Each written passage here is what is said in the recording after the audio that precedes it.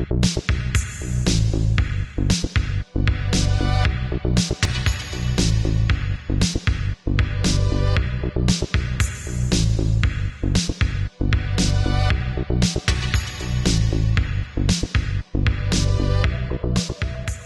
congratulations again, guys. I'm so excited that we've signed Lionsgate Studios' new Hunger Games theme park coming to the US. It's gonna be a big, big, big moneymaker. I'm really excited. I'm feeling energized. I'm feeling tingly.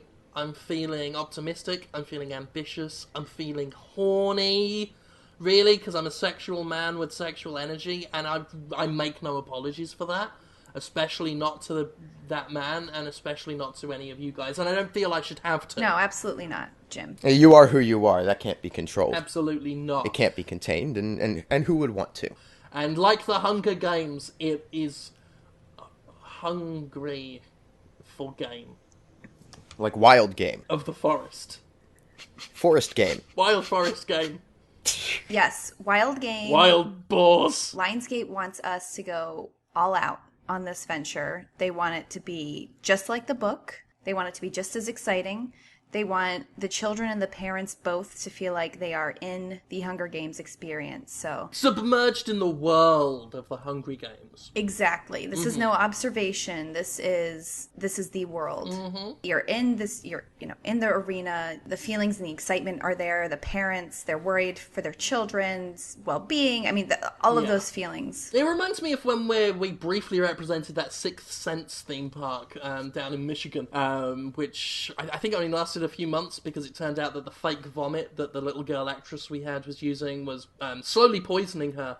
But hopefully this seems like a safer bet and a lot less of a niche film. Yeah, no, this is Hunger Games is big. I think the next film is just gonna explode the franchise even further out, and it's a prime opportunity for us to sort of capitalize on the brand. So I think it's great that we're gonna get this contract and this opportunity to sort of set tone for the message. Yeah, and we're in the very early stages of designing this. Lionsgate is in the very early stages, but I wanted to get some ideas drummed up for them early on because we'll be marketing these to the public, and I wanted to get this out on our blog. I wanted to get this just out there so that people are getting excited about this. Yeah, some ideas to look forward to, things that they can be excited for seeing at the Hunger Games theme park. I like it. So we really should make sure that all of the children that visit get a bow and arrow, right? Absolutely. Yeah. That should be included in admission. Some sort of compound bow, and I want to say, stainless steel arrowheads, so that they can hunt the various animals that we'll have running loose in the forest. Yep. Mm-hmm. I imagine most of the theme park is wooded areas. Exactly, and they can choose. To me, I don't want to force. I mean, obviously, Katniss is the badass character in the series, but if children want to be more of a PETA and just throw paint on their bodies, that's cool too. We could have paint kits, camouflage classes for children.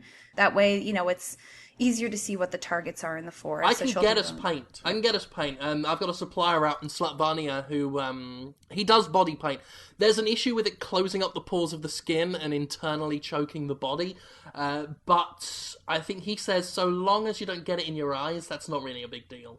So we can give that to the kids. That should be perfectly splendid and tremendous. Yeah, and we should definitely have some kind of package system set up. I'm thinking sponsored package drops, yeah? Yep, the sponsored packages. I think that parents should be able to, send little treats or goodies to their children while they're running around the forest with the bows and arrows. In case somebody gets hurt, maybe like some medicine kits or something like that.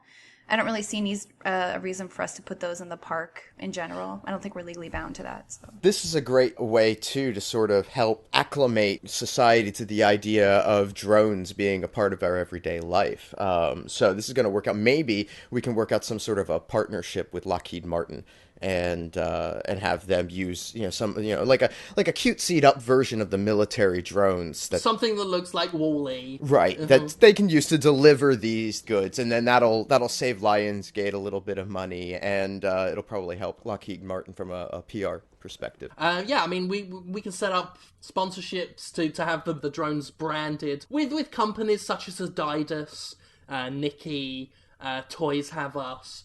Just all of those sort of products that I think would appeal to the youth that would be coming to the park. Yeah, and we should definitely keep this a children's only experience. I don't see why parents should need to babysit their children. I think it should be kind of like a self-run thing. Oh, absolutely. I mean, it wouldn't be true to the Hunger Games spirit if the children were attended by their parents or guardians. Yeah, no, absolutely not.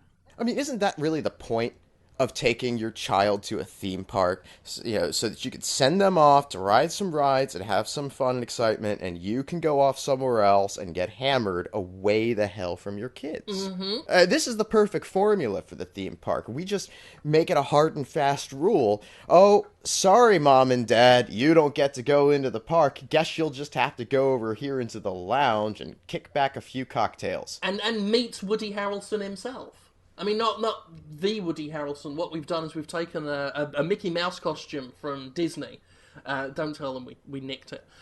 We've spray painted it flesh colours, cut the ears off, and written Woody Harrelson on its chest. And he walks around, does that thing that those mascots do, where he puts his hand over his mouth and then like shakes up and down like he's laughing and stuff, and goes "oh pshaw" with his hands. The parents love it. They love Big Woody. And they can sit back and watch on the monitors as their children enter the Hall of Bees. It's basically a big, black, dark corridor that we have just filled with bees and various strains of hornet. And the children run in there with foam bats and just go hog wild. We should probably add cortisone to the list of things that the parents can send in there, by the way. Just make a note of that. Maybe. It is expensive. I think they should just send, like, water that we've dropped some talcum powder in. It's the same thing. So are there any sort of structures or buildings? Is it strictly wooded area? Are there some cabin spots for rest? Because I recognize it's a wooded outdoor area, and they could just leave their excretions out there, but the cleaning, I suspect after a few weeks of kids shitting and pissing in the park, in general, it's going to sort of start to reek. Maybe we should have some facilities. Now, we've got to dress them up so that they'll feel like they fit in, but at least a place where the kids can go take care of their business. We could do that. But at the same time, see, we've already got the preliminary structure set up, and it's already at a level where any paid professional doesn't want to go in there.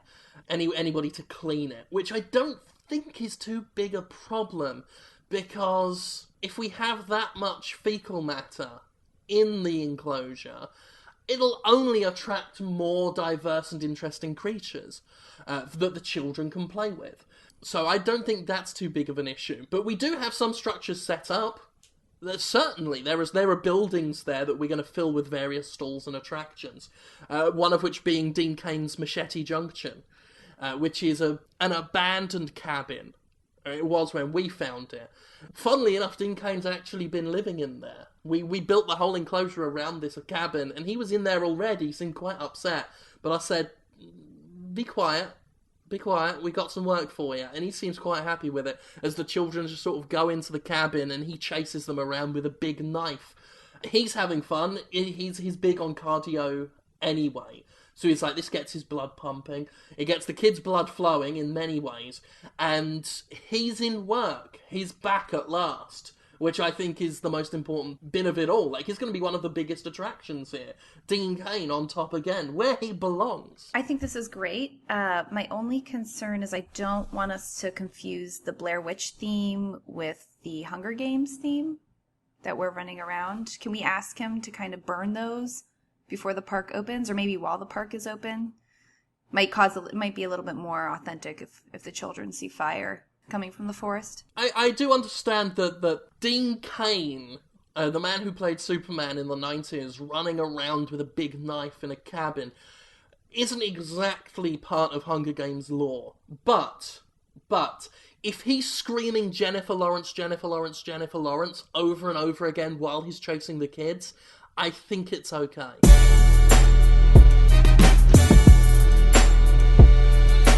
So the guys in the art department just let me know that things are coming together on the editing of our Ice Bucket Challenge video that we did. Oh, I can't wait. I'm pretty excited. I'm really pleased about that. ALS research means so much to me ever since I found out what it was. I really do think that those dogs need new homes. Especially the three-legged ones, the ones that have sort of grown up around circus folk and the like. Giving circus dogs places to be where they can feel safe and where they can be fed and not live the hard life on the travelling roads is... I'm just so thrilled that we helped ALS out that way. It feels good to give back as a company, frankly. And I know Bono Vox is always getting on our ass about how we're not giving enough money to Africa. But I don't live in Africa. Exactly. I live here. That's the thing, yeah. Like, I don't know why, people are always talking about that. Like, help the needy. Like, I don't need anything. I don't need help. Circus dogs do. Exactly. Circus dogs need help, and here we are able to do that for them. And I am interested with the phrasing you used, though. You said ice bucket challenge. Right. And, I gotta say, I give Craig a lot of shit, Literally. Yeah, well, I do try to, put it in boxes, at least make it presentable, but he was a surprisingly good sport about this. Well, especially because, as you say, Ice Bucket Challenge, I feel like we got it a bit wrong, because bucket wasn't what I heard when I was challenged by Buzzard Tornado Marketing in their YouTube video. I distinctly had fuck it. And I don't want to be gauche and rude in the workplace, but I distinctly had Ice Fuck It Challenge, which is why I suggested we make Craig do what he did. And he didn't correct us, which is what he protested. He wept. He tried to pull his pants back up, but he didn't correct us, which I find a bit rude, to be honest. If he'd have said that it was bucket and not fuck it, I don't think I'd have yanked his jeans down and pushed him forward into that bucket of ice and then grabbed his pallid arse cheeks and just thrust it up and down in that steel pail of surprisingly sharp ice. Less cubes and more shards, I want to say. Well, I haven't watched any of the footage yet. I was just, when he came back in and was sort of, groaning and holding his genitals cupped in his hands, I just sort of figured it was another trip to Madame Spanky's. But if he fucked the ice bucket, right? I think that counts. That qualifies as an ice bucket challenge. What's the issue? There was ice. He fucked it. And a bucket involved in this, Jim, correct? There were several buckets. So there was a bucket we put on his head when we led him out there so he couldn't see where he was going. We used a second bucket to clock him round the back of the head to get him to fall forwards after I pulled his pants down. And then there was a third bucket full of ice shards. And later we found out tetanus as well. But he should have had his tetanus jab. So if he contracted anything, that's on his head. Well, technically it's on his balls right now. And yes, some people looked back on the footage before editing and said it looked quite horrific. It looked like something out of Guantanamo Bay. But we fulfilled the requirements of the challenge. There was ice, there was a bucket. It was challenging. That boy can squeal and squirm. It's like trying to make a greased pig fuck a bucket of ice. But that's what it's like. Again, this is an issue where Craig, I don't understand his selfishness. This is a needy cause that we're trying to support. And he, again, it's all about Craig. All about Craig. All about him. It's always about him. He's always got to whine and cry about it. You should have heard what he was saying. He was like, oh, why are you doing this to me? My penis hurts. Why are you doing this to me? I don't like this. I want it to stop. Yeah, nothing about the dogs. Why did you kidnap me on my day off? Why did you break the locks on my front door? There's no I in team? Absolutely not. There's an I in Craig. Selfish bastard. We are doing this. We are doing this for the poor circus dogs. It's not I am suffering. It's we are working together. It's just pathetic. He thinks that when he suffers, we don't all suffer. We have to hear him bitch and moan and complain about, oh, it hurts. Oh, I've got shards of ice penetrating my penis. I can't feel my genitals. And then he goes and takes a sick day afterwards, as if he even has any of those. Yeah, well, he soon found out he didn't have any of those when we sent security round to his house with billy clubs and broke his door again. Second time in a row, which is coming out of his wages. And dragged him back here kicking and screaming. to punish him, yes, I did make him fuck another bucket of ice that day. And no, I didn't film that one, which I'm sad about because it was a funnier take, I think. Because the screams were higher pitched, like a child at that point. And that was funny, and fuck him. I think the best news we have this week, and you actually mentioned him in one of our earlier topics, is that Bono Vox, after seeing our concerted charity efforts, has finally agreed to sign on to FistShark Marketing as a client for our public relations. Woo! Yeah. This is amazing. Oh my god. Elevated. I'm thrilled. I spoke to him. He's actually going to call us very soon and sort of discuss the terms and just sort of interface with the high-powered executive team. He's already spoke to me, which is good because I can't be in the room for this. I actually have to go and polish one of my shoes. So I'm going to go and do that. Because presentation is obviously important to FistShark, so I'm going to go, and he's going to call any minute now. You'll see the red light. Just you know how to work the phone. Just hit the button, and he'll let you know. So I'm going, and I'll have him in. Oh, I'm psyched for this. It I should am be too. well, I mean, he's a big name. He's a big client opportunity for us. I mean, that's quite a fish Jim's managing. I wish he could be here to talk to him about it, frankly, because he's already sort of done the legwork. But Yeah. you know, But he's a big that'll be celebrity, all right. you know. It's That's right. Oh, hello there. Oh, Mr. Vox, such a pleasure to have you with us. Oh, that's me, all right. Bono Vox, out of the U2. I don't know if you've ever seen my band do its musical act.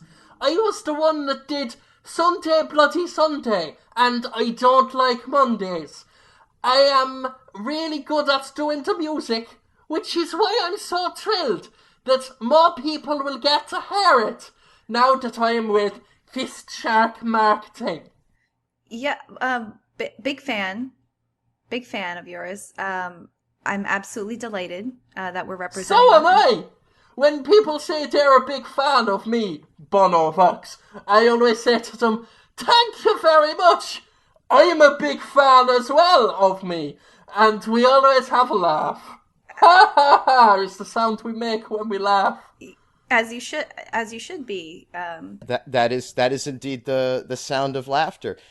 So, Mr. Vox, That's who I am. Thank you. what can we at FistShark Marketing do for you? What do you want? What's the message you want to put forward about Bono Vox going forward? Well, I am just starting a new brand of breakfast cereal, Vox Pops, and I think they're going to be really good. They're made with 90% milk, which is good for teeth and bones. And also, I might do a new album, which I'm going to call, Plate Can. Paint Can. That sounds better. Paint Can, which is going to be an album all about painting. That sounds so poetic.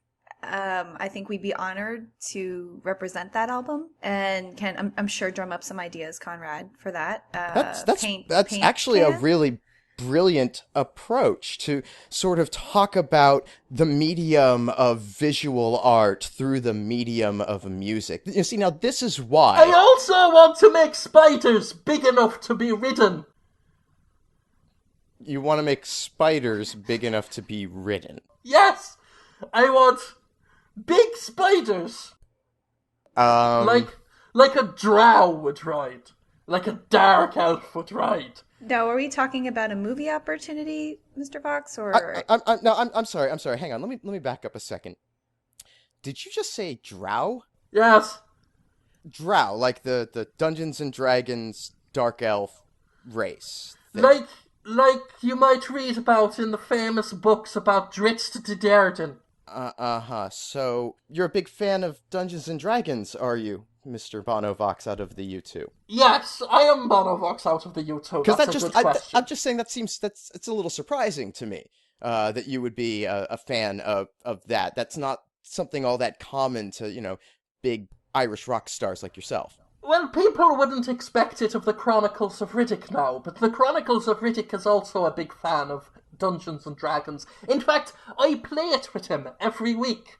I might get him to sign on with you guys to promote his stuff, and he is also interested in making big spiders that you can ride around, about the size of a small pony, because proportionally they'll have the strength to support a family on their big backs. So this is now the spiders are going to be like the replacement for the station wagon, is what you're telling me. Or at the very least, a cheap caravan. And have you started funding research yet? Yes. And how's that going? Well, Let's change the subject here. I'm Bono Vox. Back to your current projects. You said paint can. Sir, I just wanted to just kind of get down to the subject of marketing. Now, if spiders are your expertise, we can certainly look into getting some of those. But in terms of riding them, I don't know if that's Well, I've tried. humanly possible. It's not possible at this point. Me and Edge mostly spend our time sitting on spiders, which means we just get a lot of spiders stuck to our arses, which makes it very difficult to concentrate doing our music when we do a big rock concert in front of thousands of people in one of the concert houses. Yeah, I can imagine you have lots of people in your audience there. Well, I am Bono Vox out of the U2, and I don't know if you've heard, but U2 is quite a popular band, so don't get me up on that. Yeah, is there going to be a chance that we can maybe meet you in person What? soon? Huh? You know, like in person? Like Face-to-face meeting. in our office? Business Well, table. Sit across from it. I'm in Ireland right now, and then I have to go to Africa to help out all of the babies that are there and give them some spiders, because they don't have spiders in Africa. Did you know that? That's a conservationist issue that I care about quite a lot. So I don't think I can go to where you people are at the moment. So won't be doing that. Mm-hmm. And so you say you've talked about this spider thing with Jim previously, right? Yes. You know, maybe we ought to just ring his extension real quick and see if we can't get him on the line. No, you don't. No? You don't have to. You don't have. Oh, we don't have to. And why wouldn't we? Why wouldn't we need to do that, Mr. Vox? I mean, clearly he has a better handle on what you're looking for. Yeah, so he does. Maybe I should just speak to him directly, and then he can tell you later. Yeah. What Right. Yeah.